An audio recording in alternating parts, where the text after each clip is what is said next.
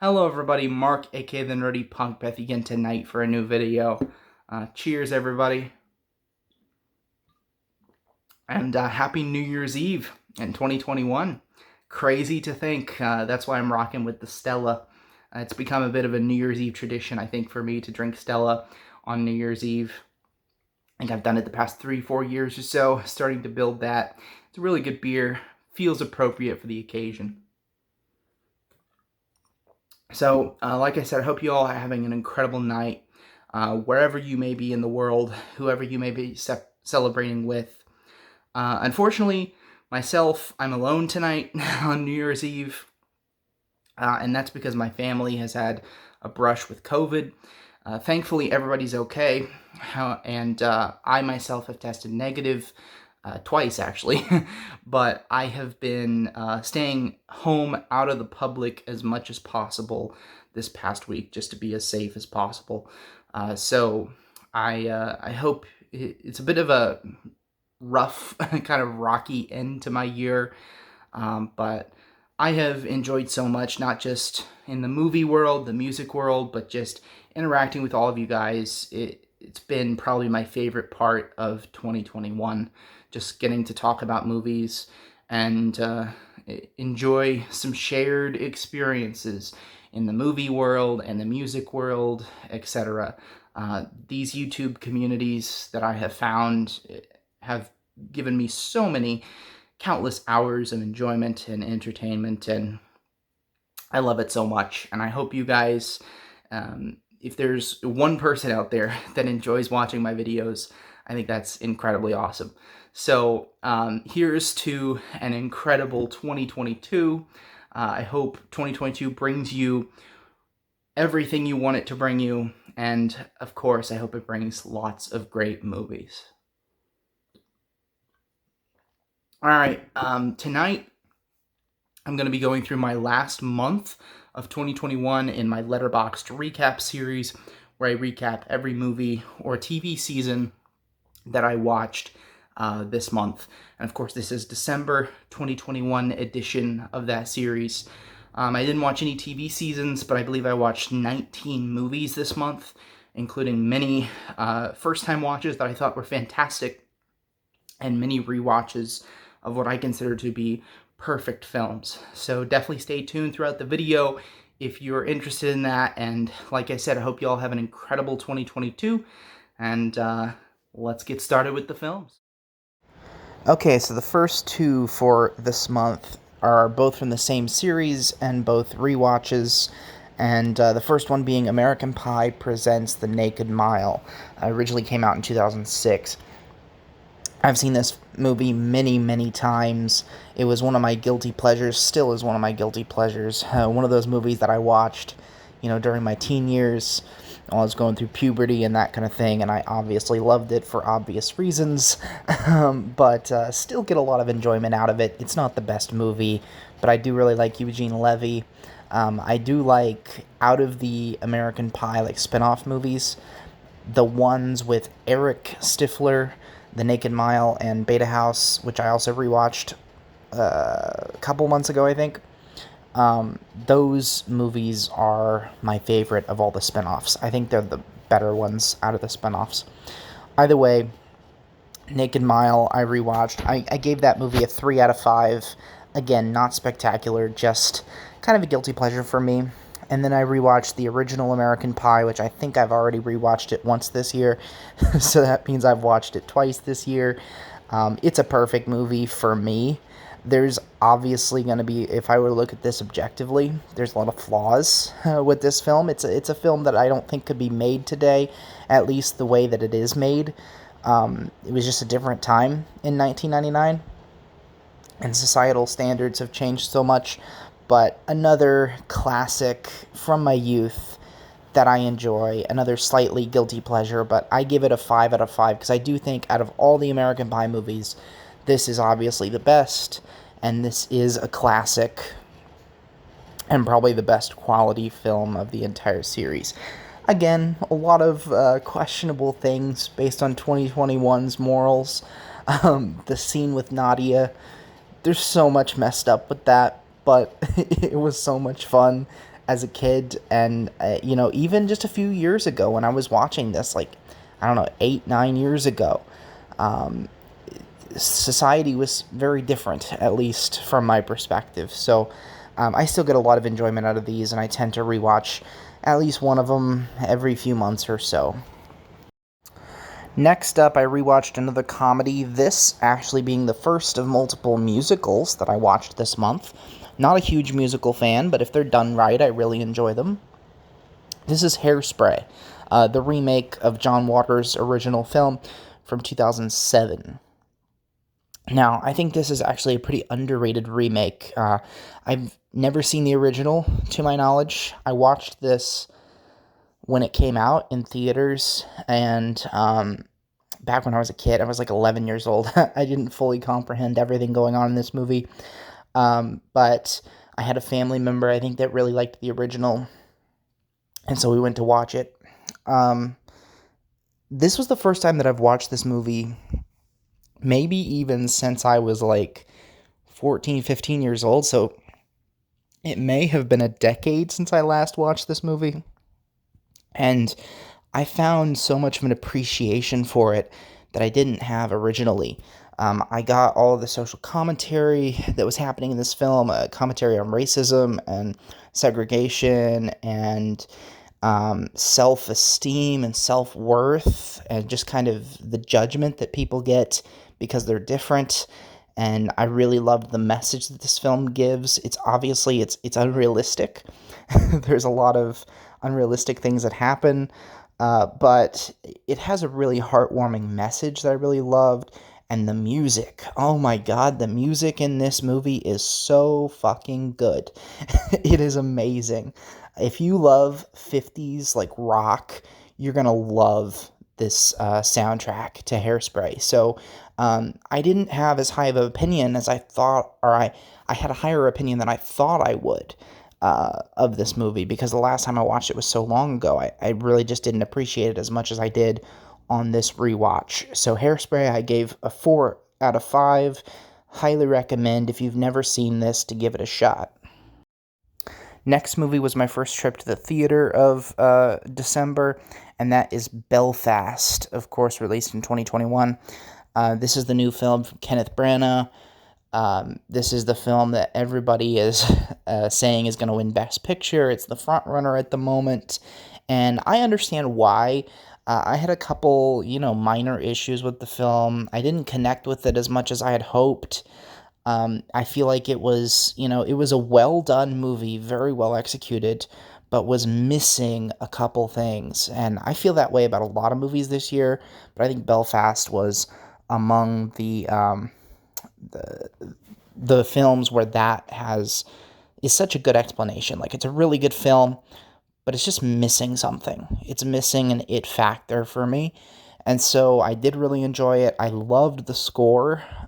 They used a lot of Van Morrison music in this movie, and I really loved it. And I found out that I'm a pretty big fan of Van Morrison's songs because I'd never really listened to him before, and I've been listening to him a lot since watching the film. So that's definitely a plus. I thought the film was beautiful. I thought the acting was pretty good. But there was just, like I said, there was an it factor that was missing from Belfast, and so will I be heartbroken if it's Best Picture? No, but it's not my favorite. Next film that I watched was Uncut Gems, originally released in 2019. This was the film directed by the Safdie brothers that, got widespread attention in the last, year and a half or so. And I bought the Blu-ray when it came out, I think sometime in 2020. And for whatever reason, I just never watched it. I think I started watching it one day. The mood changed for me for whatever reason, and so I stopped watching it, and I just kept putting it off and putting it off. So this was actually the first time I watched Uncut Gems, and I completely buy into the hype. This is a fantastic movie. It's just an adrenaline rush from start to finish. Maybe the most frustrating movie to watch because Adam Sandler's character makes so many bad choices, but he's just charismatic enough that you love watching him and you're still rooting for him as he makes these terrible choices.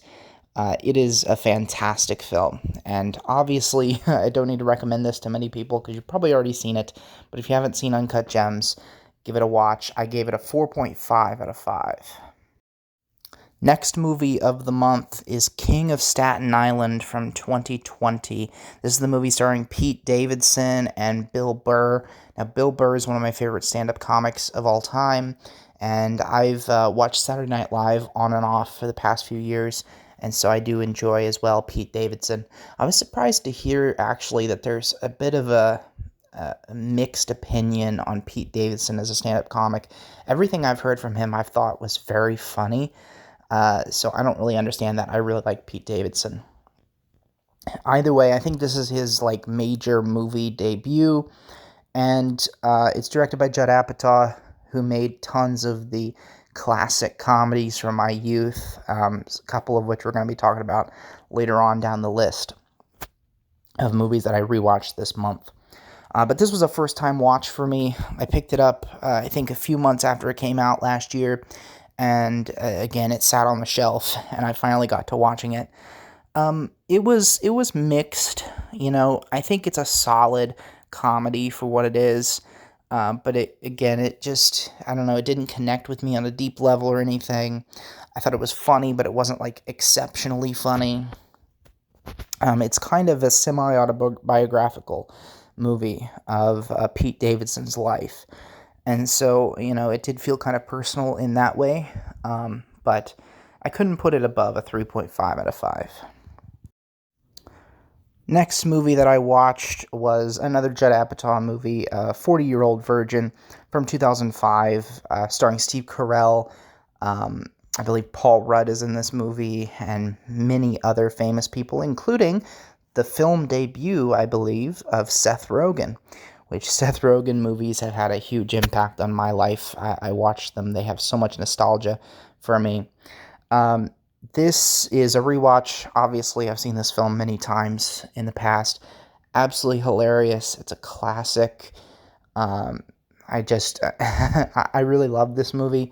I've got a couple minor flaws with it. Like, is it the best film ever made? Of course not.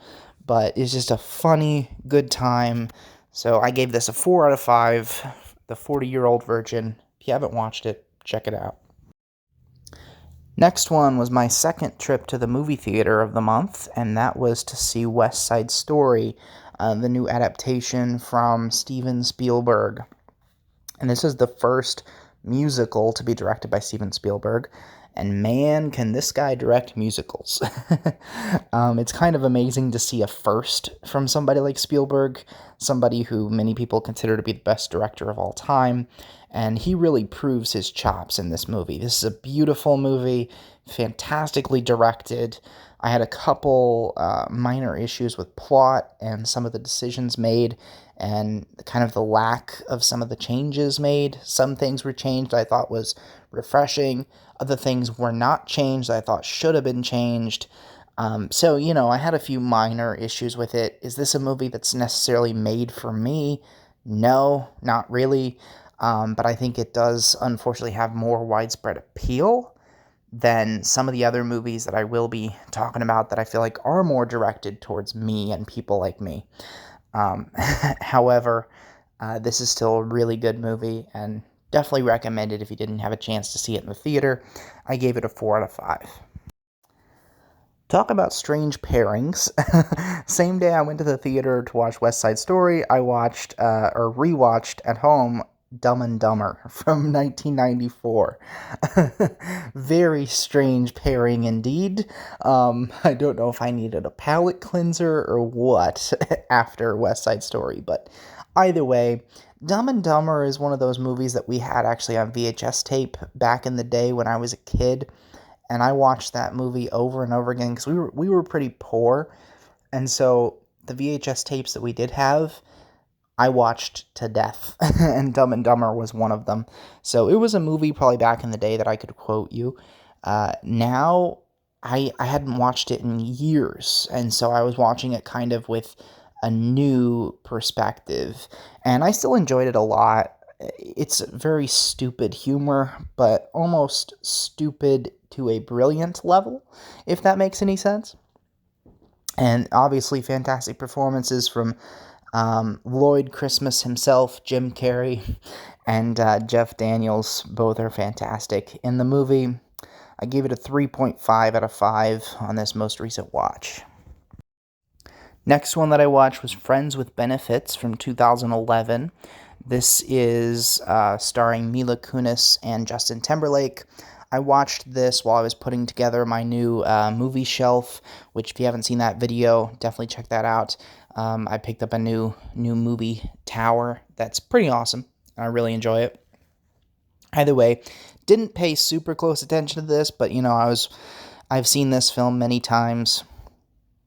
And this was another one that came out, around the time that I was a teenager, and I, watched it for obvious reasons. I mean, Mila Kunis is super hot. Don't have to explain anything there, but I find this to be an enjoyable romantic comedy. This is not like my go-to genre or anything, but it's on the short list of romantic comedies that I actually find funny and enjoyable and a good time. And so this was just kind of a laid-back watch, and gave this a 3 out of 5. Next one is, I believe, the last Judd Apatow movie of the month. So I rewatched 3 of his movies, and this one being Knocked Up from 2007. Seth Rogen comedy. I had the urge to watch this. I was rewatching some Seth Rogen comedies earlier in the year, and I couldn't find the Blu-ray for this. So when I reorganized all my Blu-rays to put on my new shelf, I found Knocked Up and decided to watch it. Katherine Heigl gives a pretty good performance in this. Ken Jeong is in this movie, and I also watched Ken Jeong's stand-up special, and he refers to Knocked Up as the Avengers of comedy, which is absolutely true, because the star-studded cast in that movie, that kind of, they were in that movie before they really blew up. So you have people, obviously, like Seth Rogen, but you also have Jonah Hill, you have Jay Baruchel, you have Jason Segel, just a fantastic superstar cast of comics, and of course Ken Jeong himself in the movie as well, who plays an incredibly underrated character. He plays the doctor, which he's actually a doctor in real life, which is pretty cool. Either way, I've seen this movie many times, always love it. I gave it a 4 out of 5 in this case. So, Knocked Up. If you somehow haven't seen it, definitely go watch it. Next up, my third and unfortunately final trip to the movie theater for this month. I was going to be going to see Spider-Man this month and maybe something else, but unforeseen circumstances have prevented that from happening. Either way, I really enjoyed Nightmare Alley. I gave it a 4.5 out of 5. I have a full review up for that movie, so if you want to know my in-depth thoughts on it, definitely go to that video. Either way, like I said, I thought it was a really good time. I really enjoyed Bradley Cooper. I really enjoyed Willem Dafoe and some of the other minor performances in the movie. I thought it was a creepy, very good time, and I really loved the ending. So a lot of people, unfortunately, haven't been watching this movie in the theaters. If you're at all interested in this movie and Guillermo del Toro, please go watch it to support movies like this, because they don't get made all that often anymore. So, Nightmare Alley, definitely go see it if you can. Next up, I rewatched Wolf of Wall Street from 2013. This is my favorite Scorsese movie. This is my favorite Leonardo DiCaprio movie, and DiCaprio is one of my favorite actors. This role, he just disappeared into it. I absolutely love this movie. This is 3.5 hours of batshit crazy, fun, and slightly depressing material. But mostly, it's a really fucking good time. And I watched this movie, I believe, my last day of work before break. And so it was a good, like, end of the semester, just de-stressing, having fun with this movie. I consider this to be a perfect movie. I give it a 5 out of 5. It is filled with incredible performances. It's 3.5 hours, and it does not feel like that at all. I actually watched this over the course of 2 days because the first night I was actually had a few too many drinks and was starting to get kind of sick, so wound up having to go to bed. But this movie always flies by, even if doesn't matter if you're watching it in two parts or all by itself, all 3.5 hours. And did I mention Margot Robbie? Margot Robbie in this movie. If you're a man and you don't like watching Margot Robbie in this movie, there's something wrong. So I really, really love this movie. If you somehow haven't watched Wolf of Wall Street, definitely go watch it. Next up is another Leo movie, and actually back-to-back perfect movies in my opinion. I rewatched Inception from 2010 from one of my favorite directors in Christopher Nolan. This movie I've seen many times before, again, but I was at my uncle's house in Mississippi for a bit of a Christmas vacation with the family, and so I was looking for something that, the adults of the family could watch together, and this was a good one, and I always enjoy it. It was the first time, actually, I believe my uncle had seen this movie, and he really enjoyed it as well, although he didn't quite grasp it, as I assume most people would the first time they watch Inception. Wouldn't necessarily be able to grasp it fully, because it is kind of a mindfuck of a movie. Either way, every time I watch it, it gets better. It's a fantastic movie, gorgeous visuals, and not much more to say about Inception, one of my favorite movies of all time. I feel like I watch it probably about once a year or so. This next one was actually the other movie that I watched at my uncle's place, and this was one that he picked out. This was 61 from 2001. This movie was produced actually directly to HBO, and it stars, what's his name? Anyway, I forgot the actor's name, but it's directed by Billy Crystal, and this is a movie about Mickey Mantle and Roger Maris and their chase for the home run record, which was set originally by Babe Ruth. And it's a good baseball movie, decent drama.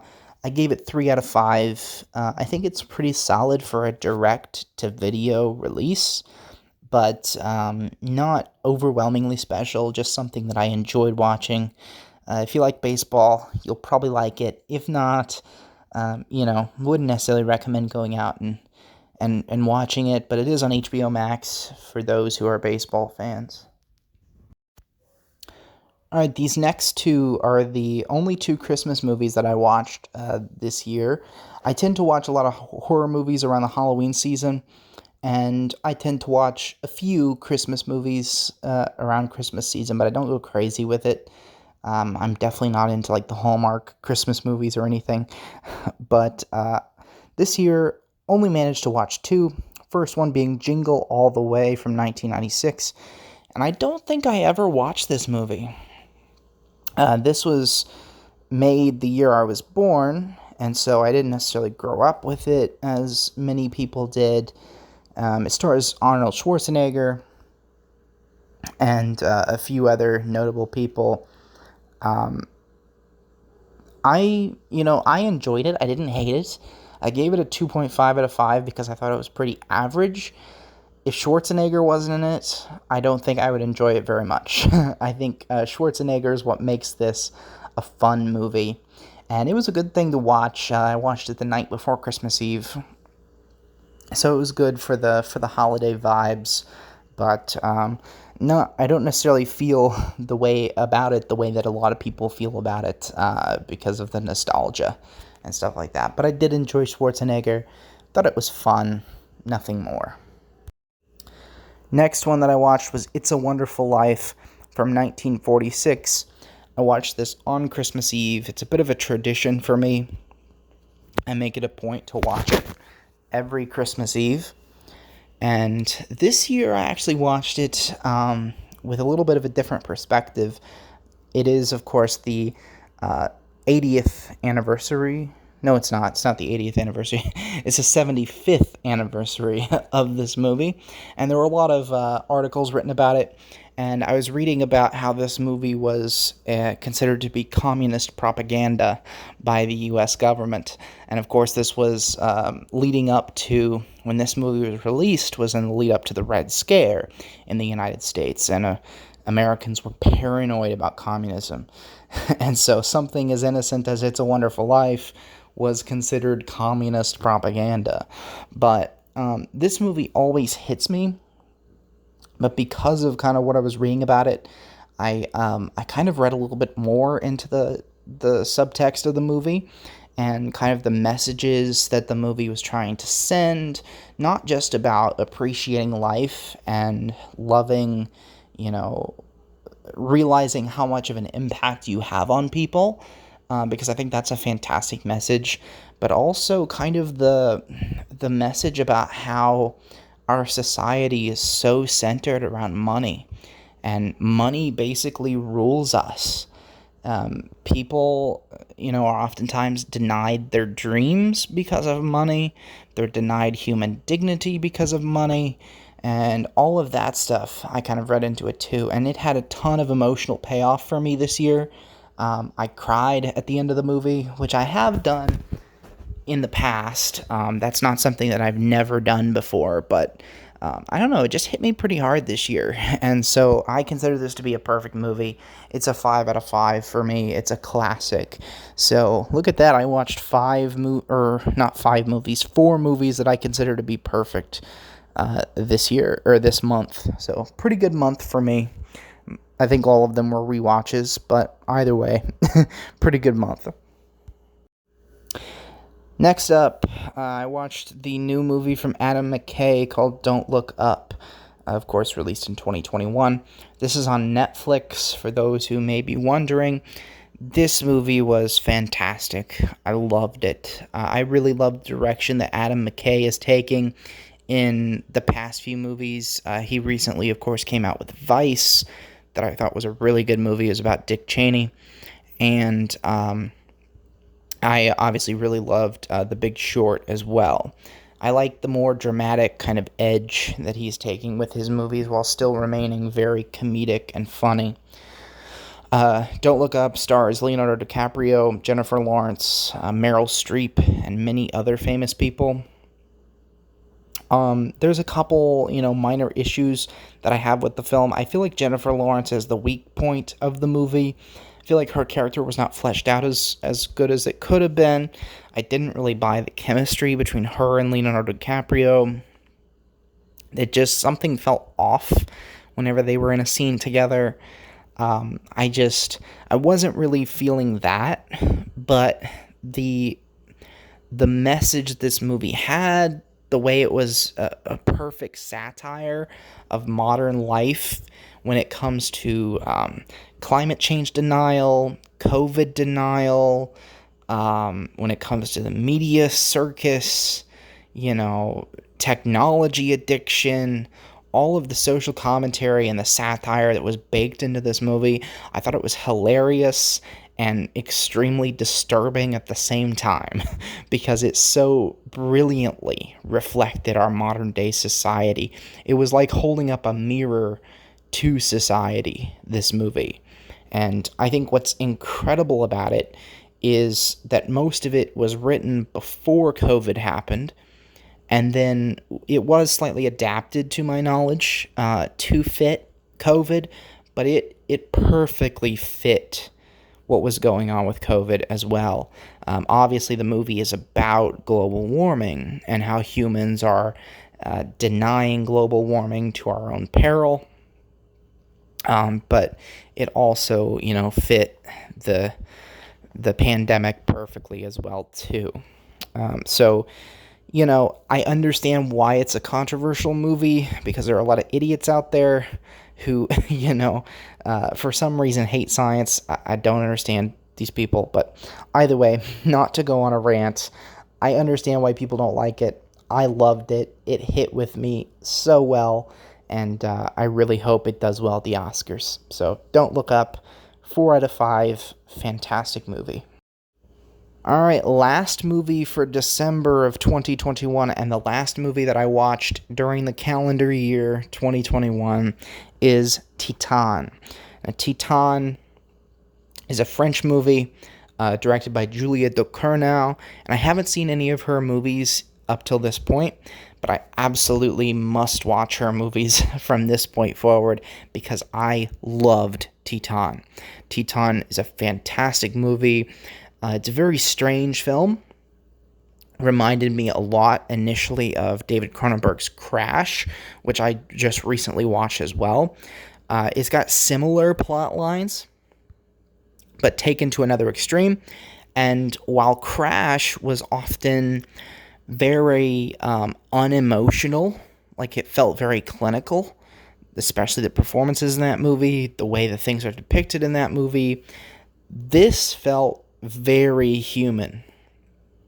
And it really is, it's such a strangely heartwarming story. And I'm not going to reveal much about the plot because you should watch this knowing as little about it as possible. But it's one of the most strangely beautiful and heartwarming movies that I've ever seen. It's one of those movies that is on the surface about something very different than it actually is. So on the surface, it's got all this shocking imagery and all this stuff to create conversation, but at its heart, it's a movie about love and humanity and unconditional love and gender roles and all of this great material kind of wrapped up into this strange package. And it, at the moment, I think it may be my favorite movie of the year. You know, we'll see. My top 10 list will be coming out shortly. Not exactly sure what day. Sometime in January, obviously. There's still a couple movies from 2021 that I want to watch that I haven't seen yet. But Titan will almost assuredly be on that list, so look forward to that video sometime soon. I'm giving Titan 4.5 out of 5. Not quite perfect, but such a beautiful, unique, original film that I think is fantastic. Alright, so that is my last recap month for 2021. It's hard to believe that the year is over. It's crazy, insane, you name it. It's felt like one of the longest years of my life, but at the same time, it seems like the years always fly by. I hope you all have had a great holiday season, and are going to have a great New Year's Eve tonight, and I wish you nothing but the best into the coming year, 2022. I'm hoping for, a great year for all of us, but, who knows what the world may bring.